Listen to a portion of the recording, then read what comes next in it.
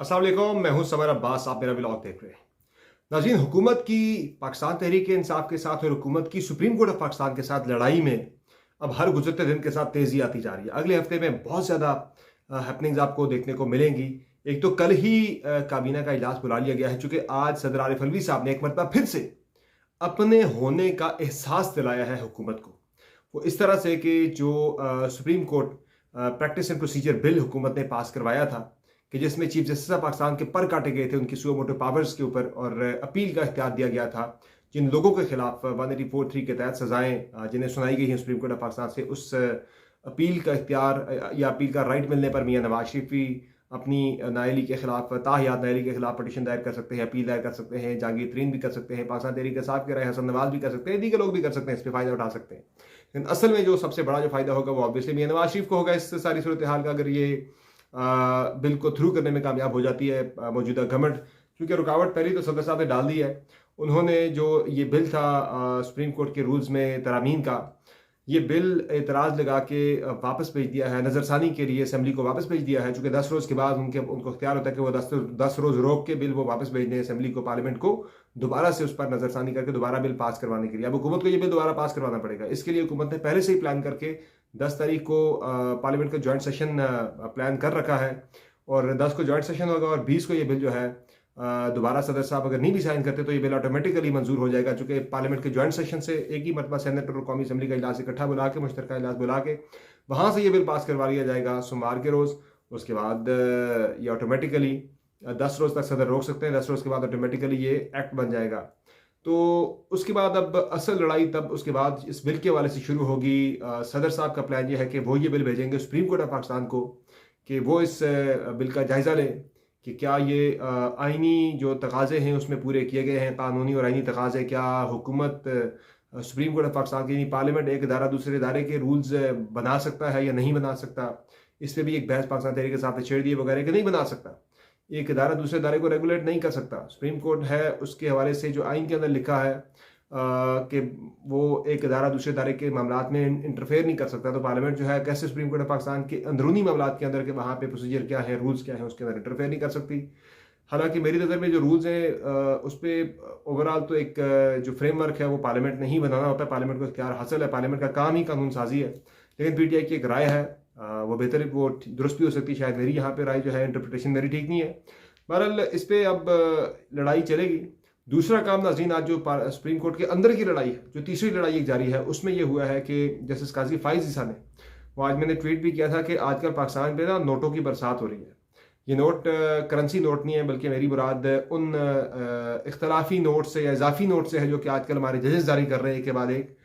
कल जस्टिस सतर मिनल्ला ने एक तफसीली नोट जारी किया था जिसमें उन्होंने शदीद तनकीद का यानी चार्जशीट जारी कर दी थी सुप्रीम कोर्ट के 3 रुकनी बेंच और चीफ जस्टिस उमर अता बंदयाल के खिलाफ। तो आज उसी रविश को फॉलो करते हुए जस्टिस काजी फाइज ईसा ने भी जो उनका फैसला था हाफिज कुरान को 20 इजाफी नंबर देने के हवाले से मेडिकल के तलबा में, उस हवाले से जो उनका फैसला था 2 रुकनी बेंच का, जिसमें उन्होंने साथ ये भी दे दिया था फैसला, यानी केस कुछ और था, उसमें फैसला ये दे दिया था कि जब तक रूल्स नहीं बन जाते नए पार्लियामेंट की तरफ से कानून साजी होने के बाद, तब तक जितने भी सुओ मोटो नोटिस के तहत केसेस चल रहे हैं वो केसेस रोक दिए जाएँ। उसमें ऑब्वियसली जो इलेक्शन पंजाब में इलेक्शन का जो सबसे इंपॉर्टेंट केस है वो भी चल रहा था, तो शायद उनकी मर्जी थी कि ये केस भी रुक जाता। लेकिन उसे चीफ जस्टिस ऑफ पाकिस्तान ने कंटिन्यू रखा और किया ये उसके लिए कि 4 तारीख को यानी 4 अप्रैल को रजिस्ट्रार की तरफ से एक 4 अप्रैल को नया बेंच बना के चीफ जस्टिस साहब ने 6 रुकनी बेंच बना के पिछले फैसले को उड़ा दिया था। तो वो बेंच जो है वो नोटिफाई किया जो रजिस्ट्रार थे सुप्रीम कोर्ट ऑफ पाकिस्तान की इशरत अली, जिन्हें 3 तारीख को जस्टिस काजी फाइज ईसा के फैसले की रोशनी में फेडरल कैबिनेट ने हटा दिया था। तो आज जस्टिस काजी फाइज ईसा साहब ने ये अपने फैसले में लिखा है कि जो मेरा जो फैसला था उसको जो 6 रुकनी बेंच जो है वो बना ही गलत है, चूँकि रजिस्ट्रार उसे नोटिफाई कर नहीं सकता था, चूँकि रजिस्ट्रार तो 3 तारीख को हटा दिया गया था। तो 4 तारीख को रजिस्ट्रार कैसे नोटिफिकेशन जारी कर सकता है एक बेंच की कॉन्स्टिट्यूशन का। तो इस पर उन्होंने एक तकनीकी एतराज़ उठाया, फिर चीफ जस्टिस के ऊपर भी उन्होंने तनकीद की है आज के इस नोट के अंदर भी। तो ये लड़ाई जो है, इस लड़ाई का फ़ायदा जो मैंने कल भी बात की थी कि ये लड़ाई जो सुप्रीम कोर्ट के इंटरनली आपस में अंदर शुरू हो चुकी है, इसका फ़ायदा कोई और नहीं बल्कि सिर्फ और सिर्फ हुकूमत उठा रही है। और इस में सूरत हाल ज़ाहिर है, अब एक फ़ैसला था 3-0 के बेंच का, वो 3 रुकनी बेंच के फैसले पे अब गवर्नमेंट ने एक बड़ी वाज़ेह पोजीशन ले ली है। वो कह रहे हैं देखें जी, अतर मिनल्ला, सुप्रीम कोर्ट के अंदर से आवाज़ें उठ रही हैं कि हम जो बात कर रहे हैं वो सुप्रीम कोर्ट के अपने जजेस वही बात कर रहे हैं, तो इसलिए हमारा मौक़िफ़ ठीक है। अब गवर्नमेंट ने ये फैसला कर लिया हुआ है कि आज देखें ना आप, एक के बाद एक तलाल चौधरी, फिर मियाँ जावेद लतीफ़ और फिर इसहाक़ डार, एक के बाद एक हुकूमती वज़रा की प्रेस कॉन्फ्रेंस हुई और उन्होंने एक ही बात की। उन्होंने अपनी इन तकारीर के अंदर एक तो 3 रुकनी बेंच के फैसले को मुस्तरद किया और साथ ही साथ कहा कि 4 रुकनी बेंच का फैसला जो है वो दुरुस्त है, जो उनके हक़ में है, जो उन्हें अपने फेवर में लगता है। वो कह रहे हैं ये वाला फैसला दुरुस्त है। और इसहाक़ डार साहब ने तो आज तस्दीक तो नहीं की, ऐसी कोई बात नहीं की कि वो पैसे जारी करेंगे। पैसे जारी करने के लिए उन्हें जो इक़्तिसादी राब्ता कमेटी है उसका इजलास बुलाना पड़ेगा उन्हें, वो बुला नहीं रहे। और जो कैबिनेट की जो है वो कैबिनेट कमेटी जो है उसका इजलास तो ऐसा कोई अगले हफ्ते तलब किया जा नहीं रहा। तो उसमें अब ये होगा कि चूँकि इजलास तलब नहीं किया जा रहा तो by the way by circulation भी ऐसा किया जा सकता है, लेकिन ऐसा हो नहीं रहा। कोई ऐसा इजलास शेड्यूल नहीं है 10 से पहले कि जहाँ पे मंजूरी ली जाती इलेक्शन के लिए 10 अरब रुपये 21 अरब रुपये जारी किए जाने की। तो ऐसा कोई इजलास ही नहीं बुलाया गया कैबिनेट कमेटी का इस हवाले से।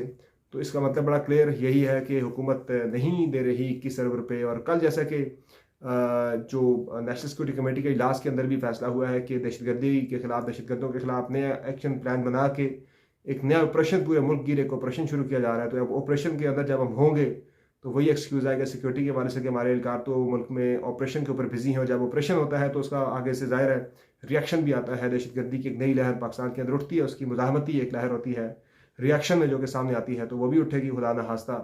तो एक एक्सक्यूज़ जो है बड़ा क्लियर होगा कि भाई हम तो ऑपरेशन के मोड में हैं, हमारी सिक्योरिटी वहाँ पे इंगेज्ड है, पैसे हमारे सारे वहाँ पे लग रहे हैं, हमारे पास पैसे इंतखाबात के लिए नहीं है।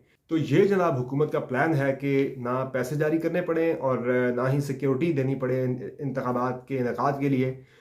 ये उनका प्लान जो है वो सामने आ चुका है बड़ा खुल के, और इसी पे अब वो आगे अपना प्लान जो है वो बिल्डअप करेंगे। और जो मैंने आपको पहले बताया कि नाअहली से बचने के लिए अब पार्लियामेंट ने मामला रेफर किया कैबिनेट को, कैबिनेट के प्लेटफॉर्म से ये फैसला इलेक्शन कमीशन को कम्युनिकेट किया जाएगा ताकि वज़ीर-ए-आज़म या वज़ीर ख़ज़ाना के खिलाफ तौहीन अदालत की कार्रवाई ना हो सके। और लेकिन मुझे फिर भी लग रहा है कि यहाँ वज़ीर-ए-आज़म के लिए थोड़ा सा कमज़ोर विकेट पे वज़ीर-ए-आज़म ज़रूर खड़े हैं, चूँकि जब फैसले होते हैं तो चूँकि कैबिनेट तो एक इंस्टीट्यूशन है, कैबिनेट तो एक आइनी इदारा है, एक आइनी फोरम है, तो उसके खिलाफ तो आप कार्रवाई नहीं कर सकते, लेकिन कैबिनेट के हेड के तौर पे वज़ीर-ए-आज़म को शोकॉज़ जारी किया जा सकता है। इस हवाले से देखते जो भी होता है, लेकिन साथ साथ जो पैरेलल नाज़रीन मुज़ाकरात का मामला है वो बैक चैनल मुज़ाकरात भी इस वक्त बड़े ज़ोर शोर के साथ जारी हैं। जो मैंने आपको पहले खबर पिछले हफ्ते दी हुई थी, वो बातचीत जारी है, वो नतीजा खेज साबित नहीं हो पा रही, वो अलग बात है। लेकिन पीपल्स पार्टी की तरफ से जो कल कहा गया है कि अब वो इसमें एक लीड रोल प्ले करेंगे, जो हुक्मरान इत्तेहाद में बैठी जमातें हैं वो उन्हें कन्विंस करने की कोशिश करेंगे। उसमें ऑब्वियसली नून लीग मैटर करती है ज़्यादा और JUI मैटर करती है, और ज़्यादा जो रोल है वो नून लीग का ही है। नून लीग अगर कह देती है कि हमने मुज़ाकरात करने, बाकी इत्तेहादी जमातों को कोई भी एतराज़ नहीं होगा। बाय द वे MKM ने भी आंखें दिखाना फिर से शुरू कर दी हैं, और आज फिर उनके बड़े सख्त बयान जो हैं हुकूमत के हवाले से सामने आए हैं। तो लेकिन मुझे एक बात बड़ी क्लियर है कि वो जिनके इशारे पे आए थे तहरीक इंसाफ को छोड़ के PDM की तरफ से, वो तब तक PDM से भी कहीं और नहीं जाएंगे जब तक उन्हें कहीं से इशारा नहीं होगा। और जिन्होंने इशारा करना होता है उनके मामलात खान साहब के साथ फ़िलहाल ठीक नहीं है, तो मुझे नहीं लगता ऐसा कोई इशारा वो दे। वो फ़िलहाल थोड़ा प्रेशर तो बिल्ड करने की कोशिश करेंगे गवर्नमेंट के ऊपर अपने 2-4 मुतालबात मनवाने के लिए, लेकिन ऐसा वो कुछ फैसला नहीं कर सकते अपनी साइड चेंज करने के हवाले से या गवर्नमेंट को छोड़ने के हवाले से। तो पीपल्स पार्टी ने एक लीड रोल प्ले करने का फैसला किया है इस हवाले से। मुज़ाकरात के लिए वो PMLN से बात करेगी, JUI से बात करेगी, दीगर पोलिटिकल पार्टी से बात करेगी, ताकि वो एक मुज़ाकरात की फ़िज़ा कायम करें, गवर्नमेंट को कन्विंस करें, PMLN को भी कन्विंस किया जाए कि वो मुज़ाकरात के ऊपर आमादा हो पाकिस्तान तहरीक इंसाफ के साथ। तो ये जो पीपल्स पार्टी की तरफ से एक एफर्ट इनिशिएट हुई है, पीपल्स पार्टी चूँकि कैबिनेट के अंदर एक की स्टेक होल्डर भी है, गवर्नमेंट की एक अहम इत्तेहादी जमात है, तो पीपल्स पार्टी की तरफ से शुरू किया जाना इस मूव को मेरे हिसाब से ये बड़ा मानी खेज़ है। और आपको पता है पीपल्स पार्टी के मामलात कहीं और भी बड़े सेट हैं, तो ये उनकी मर्जी व मंशा के बगैर, उनकी रजामंदी के बगैर पीपल्स पार्टी का ये फैसला, मुझे नहीं लगता कि ऐसा ये फैसला उनकी रजामंदी के बगैर सामने आया हो कि वो एक लीड रोल प्ले करेंगे मुल्क में इंतखाबात के हवाले से।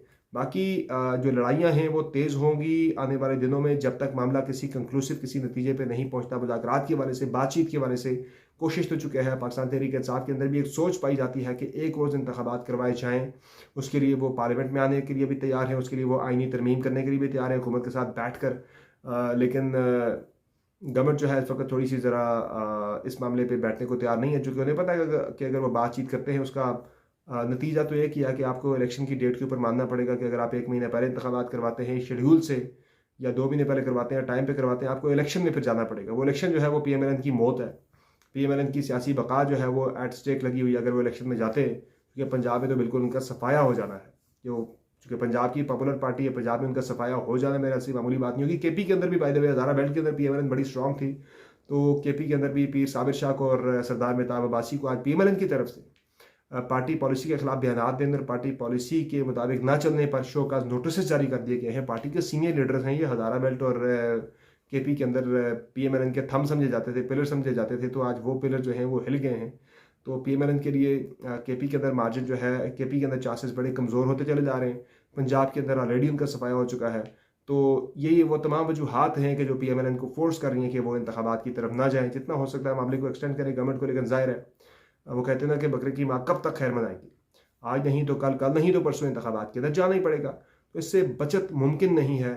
तो बेहतर इसी में है कि जहाँ आप देख रहे हैं कि ईरान और सऊदी अरब जैसे सख्त तरीन मुखालिफ आपस में बात कर रहे हैं, सऊदी अरब और यमन के हौसी बागी आपस में बात कर रहे हैं, चाइना रशिया आपस में उनकी दोस्तियाँ हो रही हैं दुनिया में बड़े पैमाने पे, यानी कि चाइना रशिया का तो छोड़ो, बाकी जो इतने सख्त तरीन किस्म के एक दूसरे के दुश्मन, बदतरीन दुश्मन जो हैं वो आपस में एक हो रहे हैं।